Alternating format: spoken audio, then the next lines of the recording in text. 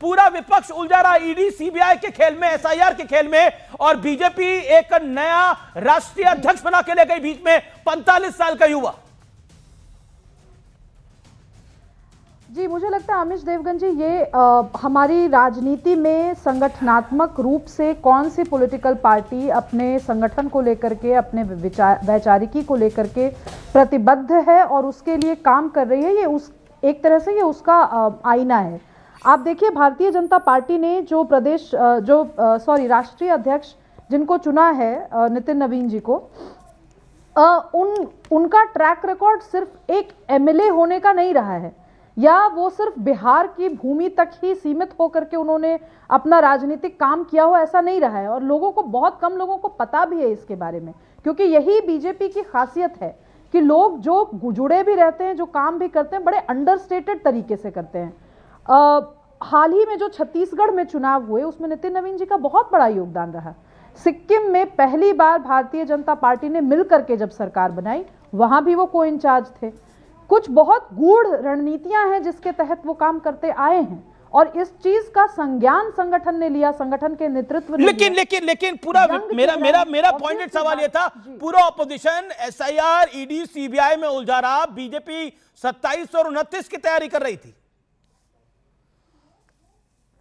बिल्कुल आमिश जी, और दूसरी बात ये भी देखिए, जो आप बोल रहे हैं कि विपक्ष उलझा रहा, ये शब्द आपने बहुत सोच समझकर सटीक यूज किया है, क्योंकि अगर एसआईआर मुद्दा होता तो मैं तो हर बार, हर मंच से, हर टेलीविजन डिबेट से लेकर के बाकी मंचों पर भी मैं कहती आई हूं, जनता सड़क पर होती आमिश जी, अगर किसी एक व्यक्ति okay, you made your point. Faraz Kidwai, genuine case होता। फराज किदवई, अर्शदीप खडियाल। फराज किदवई, आपको मेरी आवाज मिल रही है? जी जी जी अमीश जी। फराज किदवई, एक तो पहली बात ये, आप लोग उलझे रहे एसआईआर में, आप लोग उलझे रहे ईडी में, आप लोग उलझे रहे सीबीआई में, वोट चोरी में, लेकिन बीजेपी 27 और 29 साधने के लिए युवा अध्यक्ष लेके आ गई। फिर आप बोलेंगे क्या हो गया हमारे साथ? अमीश जी देखिए, हम उलझे नहीं रहे, उलझाया भारतीय जनता पार्टी ने। अब आप एसआईआर की बात कर रहे हैं, बिहार इलेक्शन तो से बीजेपी का तो कुछ महीने बीजेपी का तो काम है अपने विरोधियों को उलझाना, आप क्यों उलझा रहे? आप सुनिए तो अमीश जी सुनिए तो, अब भारतीय जनता पार्टी ने और भारतीय जनता पार्टी के इलेक्शन कमीशन ने, भारतीय जनता पार्टी ने और भारतीय जनता पार्टी के इलेक्शन कमीशन ने बिहार में इलेक्शन से ठीक कुछ महीने पहले इसलिए एसआईआर करवा दिया ताकि इस देश का one of the most talented युवा, जिसका नाम तेजस्वी यादव है, वो बिहार का मुख्यमंत्री ना बन जाए। तो भारतीय जनता पार्टी जो रेलेवेंट मुद्दे हैं जेनजी के, उनसे ध्यान हटाने के लिए बार बार कुछ ऐसे काम किया करती है। अब बार बार अमीश जी आपने भी कहा, जेनजी इन्होंने अपना जो है वो नितिन नवीन जी को एक बहुत ही युवा राष्ट्रीय अध्यक्ष घोषित कर दिया। अरे हम तो कह रहे हैं आपने 45 साल के नितिन नवीन जी हैं, उनको घोषित किया, तो जिसको चाहिए घोषित कर दीजिए। आपकी पार्टी है, क्योंकि आपकी पार्टी में तो पर्ची तंत्र है, जो पर्ची आई उससे आपने मुख्यमंत्री बना दिए, चाहे वो मध्य प्रदेश का मुख्यमंत्री हो या छत्तीसगढ़ का हो या नितिन नवीन जी को। लेकिन फिर भी मैं नितिन नवीन जी जो भारतीय जनता पार्टी के नए राष्ट्रीय अध्यक्ष पर्ची से बनेंगे, आदरणीय प्रधानमंत्री जी और आदरणीय अमित शाह जी की मर्जी से बनेंगे, जो कार्यकर्ताओं की मर्जी से नहीं बनेंगे, उस पर्ची वाले राष्ट्रीय अध्यक्ष जी को मैं अपनी तरफ से बहुत बहुत शुभकामनाएं देता हूं, अपनी पार्टी की तरफ से शुभकामनाएं देता हूं। ओके, सुधांशु त्रिवेदी, आपने विपक्ष को उलझाए रखा और अपने को सुलझाए रखा। पॉइंट, और मेरे ध्यान में एक पॉइंट आ रहा है, उलझ के जो ना उलझे, बीजेपी उसको सुलझा देगी।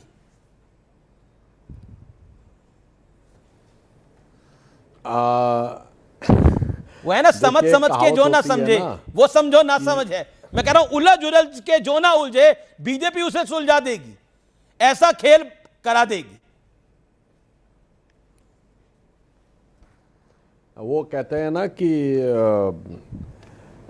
जो उलझाव के लिए, तो विपक्ष की स्थिति इस समय ये हो गई है कि किस्मत हमारी गे सुए जाना से कम नहीं, बड़ी तरकीब से अहले दानिश ने उलझाई है।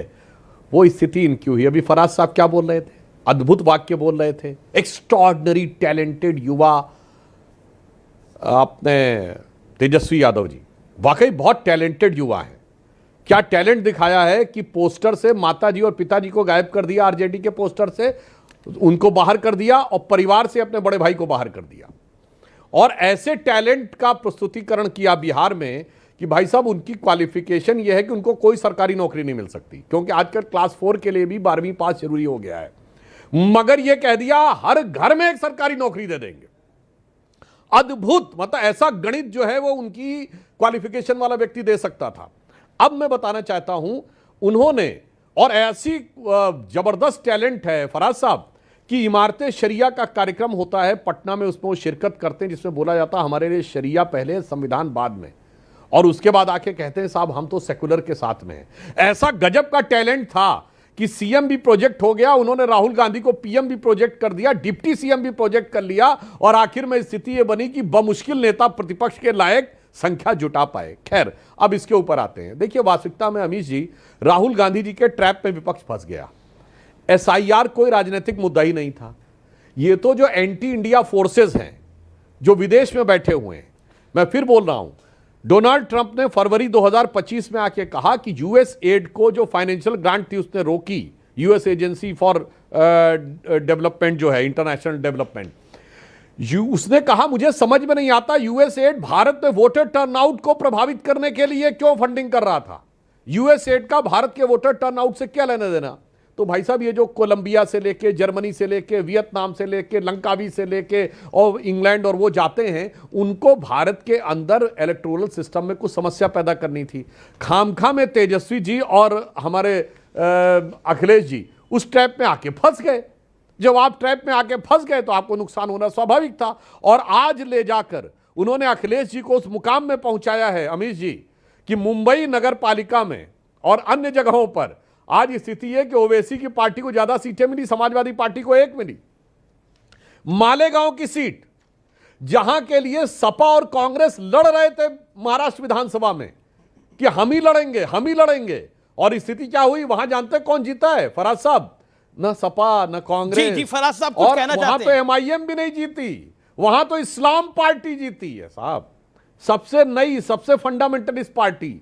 तो गलतफहमी का शिकार विपक्ष इतना ज्यादा है कि वो राहुल गांधी के ट्रैप में तो आ ही रहा है, अपने वोट बैंक के टारगेट को भी नहीं समझ पा रहा है। बिहार में क्या हुआ? Blood is thicker than water. जहां सीमांचल में वो मजबूत थे वहां पर ओवैसी को जिताया, आपके एक्स्ट्रॉर्डिनरी टैलेंटेड तेजस्वी जी को नहीं जिताया। इसलिए मैं कह रहा हूं एक्स्ट्रॉर्डिनरी ग्राउंड ओके, फराज की दवाई, राजनीति करिए, राष्ट्र का भी भला होगा, विपक्ष का भी भला होगा। ओके, फराज की दवाई। देखिए अमीर जी, ये चर्चा बिहार की नहीं थी, लेकिन अब क्योंकि सुधांशु जी बिहार को लाए तो मैं एक बात जरूर कहना चाहूंगा। मैं फिर से, ठीक है मैं भी लाया, मैं फिर से बोल रहा हूं कि extraordinary and talented Tejashwi Yadav ji अगर इस बिहार प्रदेश के मुख्यमंत्री बनते तो वो डेफिनेटली उनके पास कोई ना कोई प्लान होगा कि वो हर घर में एक सरकारी नौकरी देते।